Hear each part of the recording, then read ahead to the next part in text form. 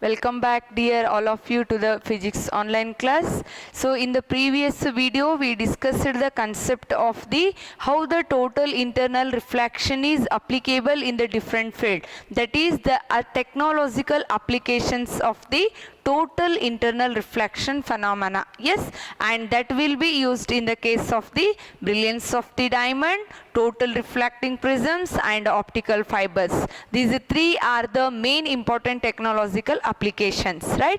That means if the question comes, name the principle based on which the total reflecting prisms or the optical fibers or the brilliance of the diamond working, means the answer should be the total internal reflection.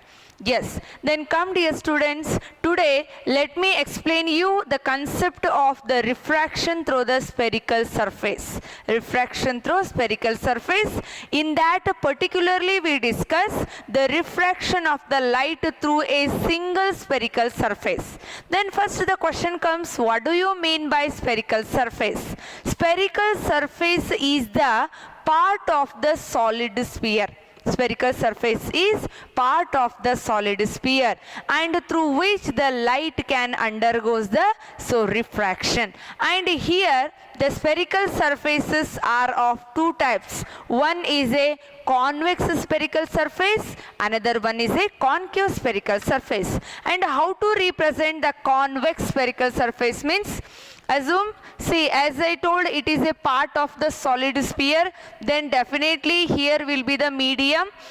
And if the spherical surface is taken here as the rarer medium, this is the rarer medium, and definitely this part will be the denser medium. And you can see here, convex spherical surface means the refracting, it is like this, the refracting surface should be towards the rarer medium. Then such a spherical surface we call as the convex spherical surface. It is called convex spherical surface. Yes, what do you mean by convex? The spherical surface which has the refracting surface towards the rarer medium, that is the convex spherical. Then how will be the concave spherical surface? The concave spherical surface is taken in this, like this. So here will be the denser medium, right? And this is, as we know, it is a rarer medium. Then you can see here, it is a structure like this, right? So here this is a refracting surface which is towards the rarer medium. So such a spherical surface we call as the concave spherical surface. A spherical surface in which the refracting surface, the refracting face is towards the rarer medium. That is the concave spherical. And here if it is turned like this, then if the refracting surface is dome shaped, that is towards the rarer medium, that we call convex, right? I hope you understood the point. Then come to the point here, we need to study the necessary terms which we are involved in the case of refraction of the light through spherical surface. First point to be learnt is aperture.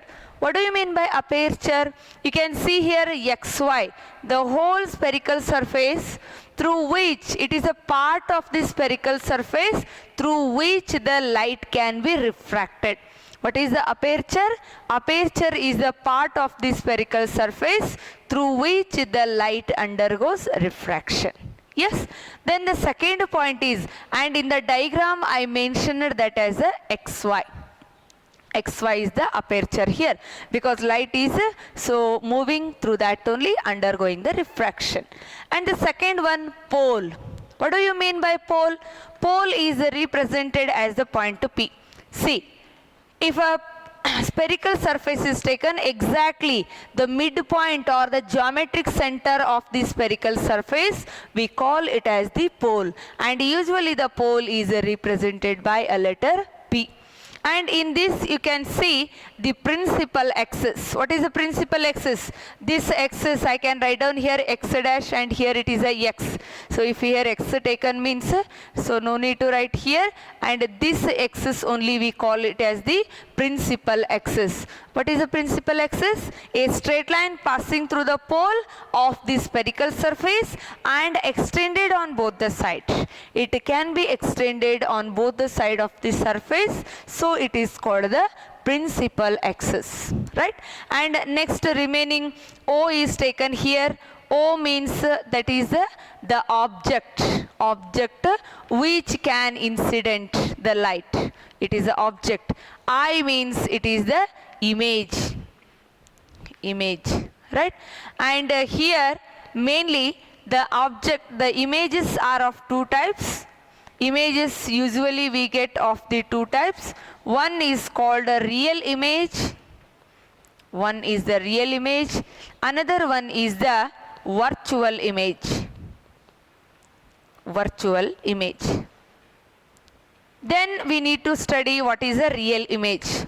Real image means after the refraction through the spherical surface, all refracted rays will converge at a point. You can see the diagram here. This is AI is considered to be the refracted ray. And one more ray, OP, is also taken to be the refracted ray, or PI I can consider. PI is also the refracted ray. Both the rays are converged at a point after the refraction. The point is considered to be the real image. Real image is the point where the refracted rays are converged. The refracted rays are converged. Then what is a virtual image? Virtual image means again it is a point. It is a point through which the refracted rays are appears to be coming. Here actually virtual means that cannot be taken or cast on the screen. Virtual image means what? The example is the image formed in the plane mirror. That is virtual. You can't take that on the screen. So which images we can't take on the screen, that we call as the virtual image. But the same when you come with the projector images or in the cinema theater, if you see the images, they are taken to be the real images because they are inverted in the nature and they can also be cast on the screen. Am I clear, dear students? Yes. So this is what about the real and the virtual image. Right? Then our main aim is to discuss today about the 5 marks very important question. This question is repeatedly asking in your annual theory examination. 2018 the same question is asked. So for the 5 marks, what it was means, the question was derive an expression or the relation connecting the object distance u, image distance v, refractive indices n1 and n2 and the radius of the curvature. Yes, so that is why it is a very important. And here one more point came, that is the radius of curvature. Radius of curvature. It is denoted by a letter R, and in this you can represent this here. PC is taken to be the radius of curvature. What is the radius of curvature? The radius of the spherical or the sphere, solid sphere, of which the spherical surface is a part. What do you mean by radius of the curvature? This is the radius of a solid sphere actually, for which the spherical surface is forming a part, and the radius of curvature denoted by a letter capital R. Yes, then the second one is the center of the curvature. One more point comes, center of a curvature. And here also same point. It is actually the center of what? It is the center of the solid sphere for which the spherical surface forms a part. Andre ishte artha ri, idu edar center edar radius irutte, ಒಂದು solid sphere ದು radius and center ಇರುತ್ತೆ. ಅದರಲ್ಲಿ ಈ spherical surface ಅನ್ನೋದು ಕೇವಲ ಅದರದೊಂದು ಭಾಗ ಆಗಿರುತ್ತೆ. Yes, so I hope you understood. Then come to the diagram, dear students. As I told, we are going to discuss, this diagram is indicating the refraction through single spherical surface. Refraction through single spherical surface. And this is your important expression. What is the consideration? Which type of the spherical surface it is? Spherical, that is a convex spherical surface. Consider convex spherical surface XY. Consider convex spherical surface XY, which is separated from the refractive index of medium N1 and N2. Yes, let R be the radius of curvature, C be the center of the curvature, and O is the object which is at a distance U from the pole.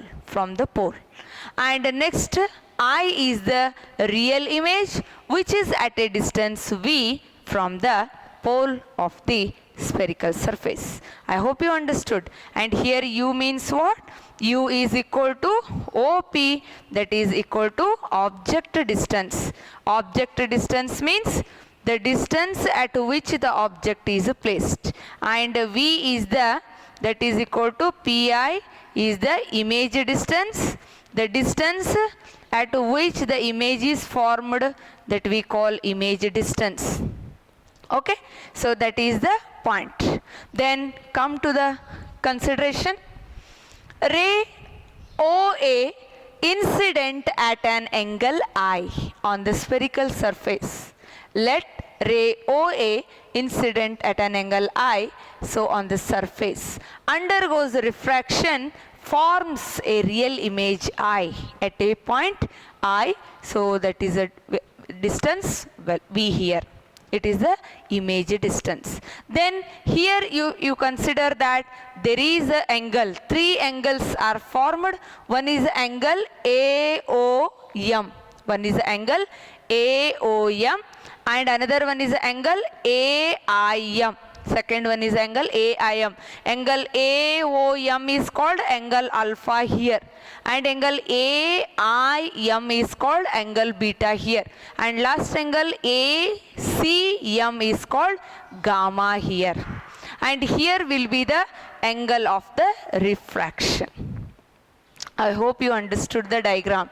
Diagram carries the most important role in the optics section, and in specially there the arrow mark plays a very important role. Remember, dear students, when you are drawing the diagram, compulsorily there you should mention the arrow mark, especially in the ray optics, because that arrow mark only indicating the direction of the light from where to where it is traveling.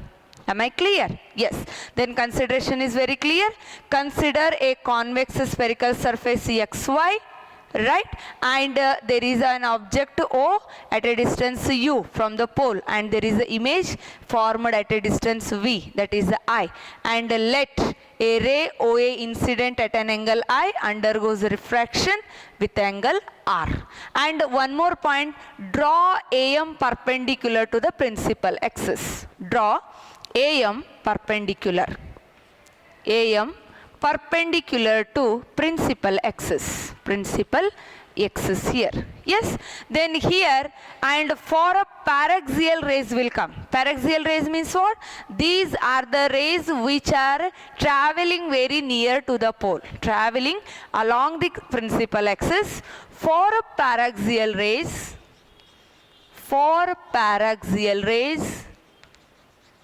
we have consideration that for a paraxial ray, angle of incident and the refraction are small. So I and R are small for a paraxial rays. Therefore, by Snell's law, what is a Snell's law?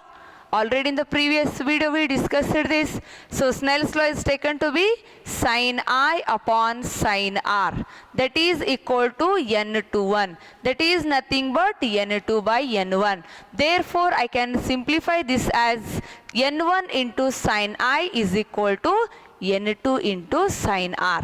And as I told in the above law, that sentence, for a paraxial rays, I and R are small. The angle of incident and refraction are small. Then if angles are small, remember sine I approximates to I and sine R approximates to R only. And at the paraxial ray, the point P is approximate to M only. Remember, the point is M, is very near to P. Therefore, wherever the point means M is there you can substitute the P here. Am I clear, dear students? This is the first step to be taken. Then the second step, then here simplified I will write. So, N1 into I is equal to N2 into R. This I call as equation 1. I hope how it came you understood the step. I sin I will approximate to I only, sin R is approximate to R. So the above expression reduces to N1I is equal to N2R. We call it as a equation number 1. Equation number 1. Then next we move to the point. In the mathematics you learnt that the exterior angle of the triangle is equal to the sum of the interior opposite angles. And if you consider here the triangle AOC, here the triangle AOC, here alpha and gamma are the internal opposite angles and I is taken to be the exterior angle. So by that concept, from the triangle AOC, I take that the angle I is equal to, and one more triangle now only I can take, that is triangle AIC. Two triangles I am considering here. One is a AOC, where alpha and gamma are the internal opposite angles and I is the external angle. And in the another triangle AIC, where R and beta are the internal angles and gamma is the exterior angle. So let us take both the triangles here. From triangle AOC and triangle AIC, I consider that angle I is equal to, what I told, exterior angle is equal to sum of the interior angles, that is alpha plus gamma. Yes. Then here also from the angle triangle AIC, where R plus beta will be is equal to gamma here. R plus beta is equal to gamma. But I want what is the refraction angle. Therefore, that can be taken as R is equal to gamma minus beta. Gamma minus beta. So, I call this as the equation number 2. Hope you understood this step. Right? Then again let us move to the next triangles that are from the right angle triangles. First one is a AOM. Next step from right angle triangles AOM and triangle AIM and triangle ACM. From these two I define now the tan angles. Tan alpha is taken to be, see, first the triangle, because tan here AOM is the only I need to consider. When I am using the triangle, you have to focus on that triangle only. AOM I consider. Then if I define a tan means what? It is a opposite upon the, so adjacent. That means sin theta upon the cos theta. Yes, that means in the tan alpha, opposite side means what? AM is the opposite side, OM is the adjacent side. Therefore, tan alpha, that will be for a paraxial rays, it will be only used as a alpha, that is equal to AM upon OM. But I told for a paraxial, M is approximate to P only. Therefore, I write here in the place of M, AP upon OP. Is the first step clear? Tan alpha means that is only alpha, because for a paraxial rays angles are very small. For that reason only tan also reduced to alpha. Then here AP upon OP will come. Then similarly, the second one, tan beta, that is approximates to beta only. Beta, here you can see, here again the opposite side will be AP and the adjacent side will be PI here. PI, actually here it should come PI because M is near to point P. And last one, tan gamma is approximate to gamma only. Then here gamma means this angle ACM, and here the opposite side is again AP upon, here it will be so CM or PC. PC I can say. PC is the distance. I hope up to here it is clear, right? So I call it is a equation number 3. You can call it as a equation number 3. Now this equation substitute in the equation number 2, or first you do one thing, equation 2 you substitute in the equation 1, then you substitute equation 3. Yes, so I write that part here only. I will continue that. Now what I will do, put equation 2 in 1. First equation 2 I put in the equation 1. Then what is the formula? N1 into I means I take there alpha plus gamma is equal to N2, and where R means angle refraction is equal to I take as a gamma minus beta. I am clear, dear students? Yes. Now what I will do, I will put equation 3 in this equation. That means equation 3 means alpha, beta, gammas are given.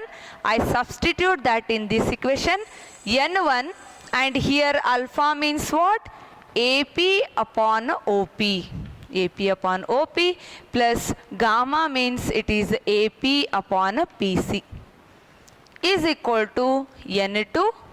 Then gamma means again it is AP upon PC, AP upon PC minus beta is the AP upon PI, AP upon PI. Remember, yes, we are simplifying the things here. And the next thing is, then AP both the side that can be cancelled automatically. Then the remaining term will be N1 1 upon OP plus N1 that is P upon, and now itself you can multiply also.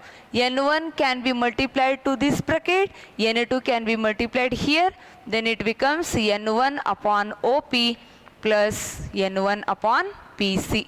Then it is equal to here N2 upon PC minus N2 upon PI will come. And remember, dear students, wherever the PC terms are there, take them out and simplify that. So if this minus will come here, it becomes plus. That is N2 by PI plus N1 upon OP will be is equal to N2 by PC minus this term I take to here, then it comes N1 upon PC. Now I use sign convention. Using sign convention. What the sign convention says? Using sign conventions, the sign convention says that the distances measured along the direction of incident light are positive. The distances measured opposite to the incident light are negative, and all the distances must be taken from the pole of the spherical surface. ಎಲ್ಲ ಡಿಸ್ಟೆನ್ಸ್ಗಳನ್ನು ಎಲ್ಲಿಂದ ಅಳಿಬೇಕ್ರಿ? ಪೋಲ್ದಿಂದಾನೇ ಅಳಿಬೇಕು. ಮತ್ತು ಯಾವ ಡಿಸ್ಟೆನ್ಸ್ಗಳನ್ನು along the direction of light ಅಳಿತೀವಲ್ಲ ಅದು positive ಇರುತ್ತೆ, ಯಾವುದು ಅಪೋಸಿಟ್ ತೊಗೊತೀವಲ್ಲ ಅದು ನೆಗೆಟಿವ್ ಇರುತ್ತೆ. ಹಾಗಿದ್ರೆ ಆಬ್ಜೆಕ್ಟ್ ಅಪೋಸಿಟ್ ಐತೆ ನೋಡ್ರಿ, light it is incident in this direction, object is taken in this direction. Therefore OP means what?